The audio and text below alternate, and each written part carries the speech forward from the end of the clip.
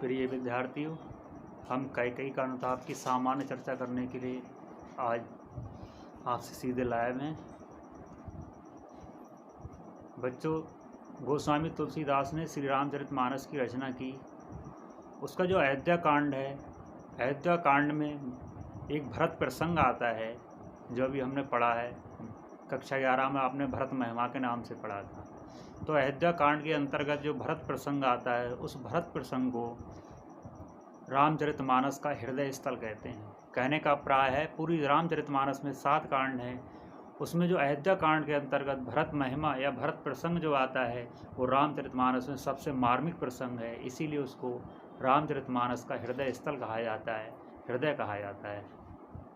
और इस बात का महत्व राष्ट्रकवि मैथिली शरण गुप्त ने साकेत महाकाव्य की रचना करके और बढ़ा दिया। जिस काम को अधूरा छोड़ा था गोस्वामी तुलसीदास ने, उन्होंने जो स्त्री पात्र थे रानी उर्मिला, सीता और महारानी कैकेयी, उनके चरित्र के साथ कहीं ना कहीं न्याय नहीं किया था गोस्वामी तुलसीदास ने। लेकिन साकेत महाकाव्य की रचना करके 17 वर्षों में साकेत महाकाव्य पूरा हुआ था। इसकी रचना करके राष्ट्रकवि मैथिली शरण गुप्त ने ये काम भी पूरा कर दिया और माता कैकेयी से संबंधित कैकेयी अनुताप लिखकर साकेत महाकाव्य के 8वें सर्ग में माता कैकेयी के पश्चाताप के द्वारा जो भरत प्रसंग है उसके महत्व को और अधिक बढ़ा दिया गया। तो हमने पढ़ा था माता कैकेयी पश्चाताप करती हैं, भगवान राम के समक्ष पश्चाताप करती हैं। सभी सभा में उपस्थित लोग माता कैकेयी की जय जयकार करने लगते हैं, माता कैकेयी को 100 बार धन्यवाद कहते हैं। इसके बाद राजा जनक अपना निर्णय सुनाते हैं। चूँकि भरत प्रतिज्ञा करके आए थे कि भैया राम को अयोध्या वापस लेकर आऊँगा वन से अयोध्या के लिए, और अयोध्या का राजपाट मैं उन्हीं को सौंपूंगा, मैं अयोध्या का राजपाट नहीं संभालूंगा। उधर राम अपने पिता की आज्ञा का पालन कर रहे हैं। तो दोनों भाई अपने अपने निर्णय पर अटल हैं। आखिर दोनों को क्या करना चाहिए, ये निर्णय राजा जनक लेते हैं। और राजा जनक क्या निर्णय लेते हैं, कहते हैं कि राम अपने पिता की आज्ञा का पालन करते हुए 14 वर्षों तक वन में ही निवास करेंगे। क्योंकि भरत प्रतिज्ञा करके आए हैं कि राम को वन से वापस लाएंगे और अयोध्या का राजपाट उन्हीं को सौंपेंगे। तो अयोध्या का राजपाट राम को स्वीकार करना होगा और राम की चरण पादुकाएँ ले जाकर के भरत जी अयोध्या के सिंहासन पर रख देंगे और राम के एक प्रतिनिधि के रूप में भरत अयोध्या का राजपाट 14 वर्षों तक संभालेंगे। ये निर्णय राजा जनक लेते हैं। निर्णय के अनुसार भरत जी बड़े प्रेम से भगवान राम की दोनों चरण पादुकाएँ अपने सिर पर उठा करके उल्टे ही पांव पंचवटी की सभा से वापस हो जाते हैं। उनके साथ साथ जितने भी अयोध्यावासी आए थे वह रोते हुए वहां से वापस हो जाते हैं। आपने सुना होगा अभी रामायण आए थे, उसमें गीत भी आया था कि शीश खड़ाऊँ धर लीने ऐसे, राम सिया हूँ संग में जैसे, राम भक्त ले चला रे राम की निशानी। उसमें आता है कि शीश खड़ाऊँ धर लीना ऐसे, राम सिया हूँ संग में जैसे। भरत जी राम की दोनों खड़ाऊँ सिर पर रखकर अयोध्या के लिए वापस चले जाते हैं और राम के नाम से अयोध्या का राजपाट संभालते हैं। और स्वयं राम की तरह वनवासी वस्त्र पहनकर सरयू नदी के किनारे एक कुटिया बना करके वहाँ पर निवास करते हैं और अयोध्या का राजपाट संभालने की जिम्मेदारी है वह अपने भाई शत्रुघ्न को दे देते हैं। तो अब ये चरण पादुकाएँ आई, इनसे हमें सीख मिलती है। चरण पादुकाएँ, इन्हें पदवेश कहते हैं हिंदी में। ये पदवेश चरण पादुकाएँ सीख देती हैं। क्या सीख देती हैं? एक पहली सीख तो ये देती हैं, ये हमारे बहुत बड़ी स्वामी भक्त होती हैं। जो पदवेश होते हैं, जूते चप्पल, बहुत बड़े स्वामी भक्त होते हैं। ज़रा विचार कीजिए, हम कहीं भी जाएँ, हम इनको जहाँ कहीं भी उतार देते हैं, ये हमें वहीं मिलते हैं, हम लौट कर आते हैं। कोई दूसरा व्यक्ति हमारे जूता चप्पलों को पहनने का यदि प्रयास करे तो उसको ये तुरंत बता देते हैं कि हम तुम्हारे नहीं हैं। अर्थात उसको ये एहसास करा देती हैं, हम किसी दूसरे के जूते चप्पल पहन ले, हमें तुरंत पता चल जाता है ये हमारे नहीं हैं। तो ये बहुत बड़े स्वामी भक्त हैं और स्वामी भक्ति का ये प्रमाण है। ये कभी भी हमारा पदवेश हमारा कभी भी साथ नहीं छोड़ते।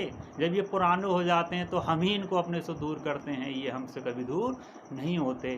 तो एक स्वामी भक्ति की शिक्षा हमें पदवेश, हमारी चरण पादुकाएँ हैं, जिसे हम जूते कहते हैं, ये हमको देती हैं। और अनेक शिक्षाएं मिलती हैं इस प्रसंग से हमको। तो मैंने आपको जीवन परिचय में लिखवाया था कि मैथिली शरण गुप्त को आदमी तुलसीदास कहते हैं। क्यों कहते हैं?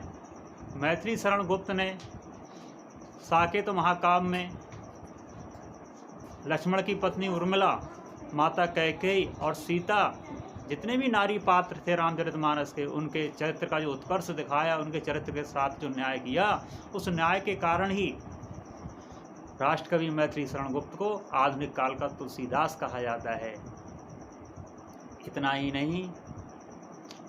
नहीं किया मैथिली शरण गुप्त ने, इसमें साकेत महाकाव्य की रचना करके अनेक नए नए प्रसंग भी इन्होंने दिए। कैकेयी का अनुताप है, कैकेयी का अनुताप से समाज को अनेक शिक्षाएं भी दी। पहली शिक्षा कैकेयी माता कैकेयी से भी दी। वो शिक्षा क्या दी कि हम भले ही अपने परिवार में कितने भी बड़े क्यों ना सही, महारानी ही क्यों ना सही, यदि हमसे गलती हो जाए, भूल हो जाए, हमें उसे स्वीकार करना चाहिए और उस गलती को स्वीकार करके पश्चाताप करना चाहिए, जो माता कैकेयी ने किया। और भाइयों के बीच कैसा प्रेम होना चाहिए, वह भरत ने और राम ने सिद्ध कर दिया। जो भ्रात प्रेम प्रकट हुआ राम और भरत के बीच, उससे यही स्पष्ट होता है कि प्रेम ही सबसे बढ़कर है इस संसार में, चाहे वह मातृ प्रेम हो चाहे भ्रात प्रेम हो।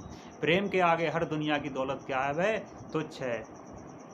और इससे अतिरिक्त एक शिक्षा और मिलती है कि हमारा वंश हो, हमारा परिवार हो, इसकी जो आन है वह हमारे लिए सबसे बढ़कर होती है।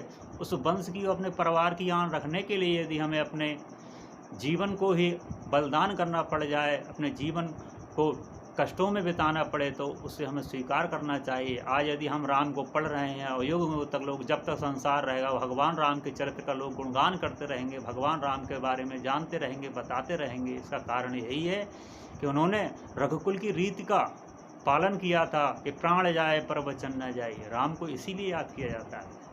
राम होना बहुत कठिन है, तो राम ने बहुत कष्ट उठाए थे। सामान्य मनुष्य के रूप में राम ने अपने कर्तव्यों का निर्वाह किया था।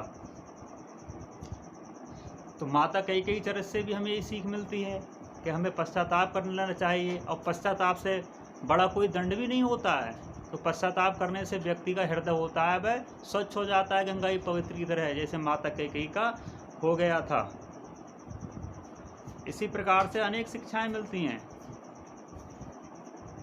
ऐसे राजा जनक को आप ले लीजिए। राजा जनक, उनकी अपनी पुत्री के लिए ही उन्होंने निर्णय लेना था। अपने दामाद और पुत्री को चाहते तो वह अयोध्या वापस भेज सकते थे, लेकिन ऐसा उन्होंने नहीं किया, बल्कि राम के कुल की मर्यादा का पालन करने के लिए क्या किया, उन्होंने ऐसा निर्णय लिया जो राम के लिए बहुत अनुकूल था। इसलिए राम पुरुषोत्तम राम कहलाए। राम बन जाकर के राम बने थे, यानी राम बन गए तो राम बन गए, यानी राम बन जाने से ही राम बने थे। तो इस प्रकार की अनेक शिक्षाएं मिलती हैं। कैकेयी का अनुताप शीर्षक आपके पाठ्यक्रम में रखने का मैथिली शरण गुप्त का यही उद्देश्य था, साकेत महाकाव्य रचना करने का, जो आज की युवा पीढ़ी है, उस युवा पीढ़ी में अच्छे अच्छे संस्कारों का विकास हो, भाइयों में परस्पर राम और भरत जैसा प्रेम होना चाहिए। माता के प्रति भी हम राम का चरित्र देख लिए। जिस माँ ने राम को वन भेजा, उस माँ से सबसे ज़्यादा भरत अपनी माँ से भले ही नफरत करते थे, भगवान राम सबसे ज़्यादा प्रेम माता कौशल्या से भी अधिक प्रेम माता कैकेयी से करते थे। क्यों? उनके हृदय में माता कैकेयी अपराधीन नहीं है, दोषी नहीं है। इसी कारण माता कैकेयी पश्चाताप करती हैं राम के समक्ष और स्वयं को अपराधीन सिद्ध करती हैं, और दंड पाने के लिए भी वह अपने आप को प्रस्तुत करती हैं। लेकिन भगवान राम भी अपने एक पुत्र, सच्चे पुत्र के सारे कर्तव्यों को निभाते हैं।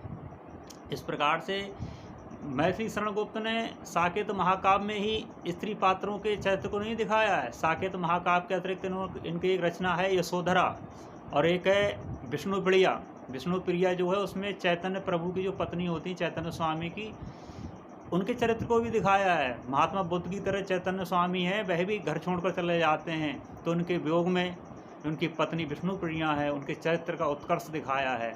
ऐसे ही माता यशोधरा के चरित्र का भी उत्कर्ष दिखाया है। तो मेरे कहने का प्राय है, अब तक आपने अयोध्या सिंह उपाध्याय हरिऔध जी को पढ़ा और मैथिली शरण गुप्त को ही पढ़ा, और आगे भी हम जयशंकर प्रसाद को पढ़ेंगे, महादेवी वर्मा को पढ़ेंगे। जितने भी साहित्यकार कक्षा 12 की हिंदी में, सब ने नारियों के चरित्र को, यानी कि नारियों के चरित्र को, उत्कर्ष को दिखाया है। जो भक्ति काल में और आदि काल में जो साहित्यकार हुए, उन्होंने कहीं ना कहीं स्त्री पात्रों के चरित्रों के साथ जो न्याय नहीं किया था, उस काम को पूरा करने का काम आधुनिक काल के और मुख्य रूप से छायावाद के कवियों ने किया। द्विवेदी युग से ही ये काम आरंभ हो गया था। अब तक हमने द्विवेदी युग के 2 कवियों को पढ़ लिया है, अयोध्या सिंह उपाध्याय हरिऔध जी को और दूसरे राष्ट्र कवि मैथिली शरण गुप्त, ये द्विवेदी युग के जो बड़े कवि थे उनको हम अच्छी प्रकार से पढ़ चुके हैं। और दोनों ने ही 2 महाकाव्य लिखे। देखो, साकेत महाकाव्य रचना गुप्त जी ने की और प्रिय प्रवास महाकाव्य की रचना हरिऔध जी ने की, और दोनों ने उस काम को किया। हरिऔध जी को आधुनिक काल का सूरदास इसलिए कहते हैं क्योंकि उन्होंने अपने प्रिय प्रवास महाकाव्य में राधा के लोक कल्याणकारी चरित्र को प्रस्तुत किया। जिस काम को सूरदास महाकवि सूरदास ने नहीं किया, उस काम को पूरा करने किया अयोध्या सिंह उपाध्याय हरिऔध जी। इसीलिए हरिऔध जी को आधुनिक काल का सूरदास कहते हैं। और जिस काम को रामचरितमानस में गोस्वामी तुलसीदास ने नहीं किया था, स्त्री पात्रों के चरित्र के साथ न्याय नहीं किया था, स्त्री पात्रों के पात्र हैं उनके चरित्र को नहीं ज़्यादा स्थान दिया था, उस काम को राष्ट्रकवि मैथिली शरण गुप्त ने साकेत महाकाव्य की रचना करके किया। और साकेत महाकाव्य से उन्होंने माता कैकेयी के प्रति जो समाज का दृष्टिकोण था, उस दृष्टिकोण में बदलाव लाया। अब तक प्रत्येक व्यक्ति रामचरितमानस पढ़ के माता कैकेयी के चरित्र के प्रति, उनके माता कैकेयी के प्रति प्रत्येक व्यक्ति का दृष्टिकोण अलग था, निंदनीय दृष्टिकोण था। लेकिन साकेत महाकाव्य के कैकेयी अनुताप को पढ़कर मैं समझता हूँ समाज का दृष्टिकोण है माता कैकेयी के प्रति बहुत बदल चुका है, क्योंकि माता कैकेयी का हृदय भी स्वच्छ था, साफ था। और माता कैकेयी ने भी यही भी हमको शिक्षा दी है कि व्यक्ति से यदि गलती होती है तो उस गलती का दोष स्वयं पे ही मरना चाहिए, ना कि दूसरों के ऊपर लांछन नहीं लगाना चाहिए। माता कैकेयी ने अपने चरित्र के द्वारा, अपने पश्चाताप के द्वारा देखो भरत को भी निर्दोष सिद्ध कर दिया, और भरत निर्दोष थे ही। और इतना ही नहीं, उन्होंने मंथरा दासी के लिए भी निर्दोष सिद्ध कर दिया। ये होती है बड़प्पन। इसीलिए कहा गया है अपनी गलती को स्वीकार करना सबसे बड़ी महानता होती है।